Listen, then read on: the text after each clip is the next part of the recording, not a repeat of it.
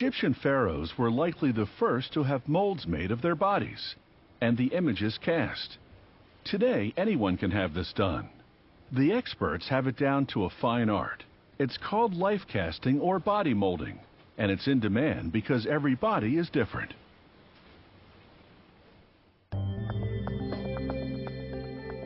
Need a body double? Life casting creates replicas of body parts that can be used as personal mementos or movie props. They start by applying cold cream to the body part. The cream will serve as a release agent, allowing the mold to be removed whole. This orange goop is the molding material. It's a seaweed-based substance called alginate. It's the same stuff the dentist uses to take molds of teeth, but it's formulated to set more slowly. The life caster spreads the alginate liberally onto this young actor's clenched fist and arm. Alginate cures in 5 or 6 minutes, so there's no time to waste. He works at a steady pace. He applies wet plaster bandages to the alginate. The bandages adhere and form a stiff shell similar to a cast for a broken limb. The cast-like shell supports the alginate as it cures to the shape of the boy's fist to produce a mold of it. When cured, the alginate has a firm yet rubbery consistency. It takes a few tugs to pull off the mold, but the rubbery nature of the alginate means it can be done without cracking or crumpling. The casting material is durable dental plaster. He pours it into the mold. He tips out a bit to get rid of bubbles that have accumulated on the surface. It's hands-off now as the plaster cures, because a chemical reaction makes it dangerously hot. A half hour later, the plaster is cooled and hardened into the shape of the boy's fist. The plaster has picked up all the little details, including the tiniest of creases. He picks out bits of alginate lodged in the creases. He defines the fingernails and cleans up a few pits and bubbles.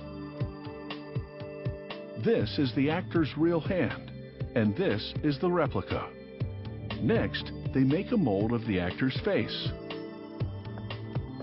They apply cream to his hair to prevent it from becoming stuck in the alginate. The team completely coats his face, ears, and upper chest with blue alginate.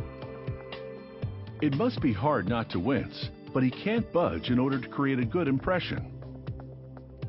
They leave the back of his head uncovered for an open mold and create 2 small holes for breathing.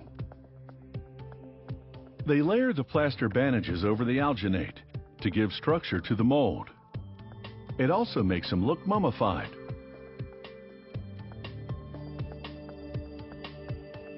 After several minutes, the mold has solidified. The team removes it from the subject. Now that his features have been successfully transferred to the alginate, he can breathe easy. The life caster trims excess alginate, then wraps fabric around the mold to build a kind of wall to contain spills as he fills it with plaster. The plaster casting may not be the final one.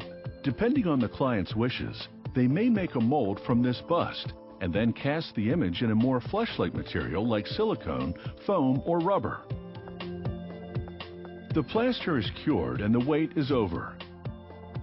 It's time to peel off the layers and find the face within. It's a bit like he's removing an intricate mask. The face behind it is instantly recognizable. He cleans up the eyes and nose.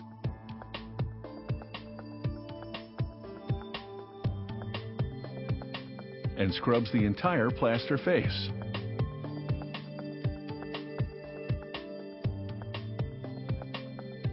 Here's the actor and his plaster doppelganger. They'll use it to create a silicone version, and once it's painted and given hair, it will be ready for the movies.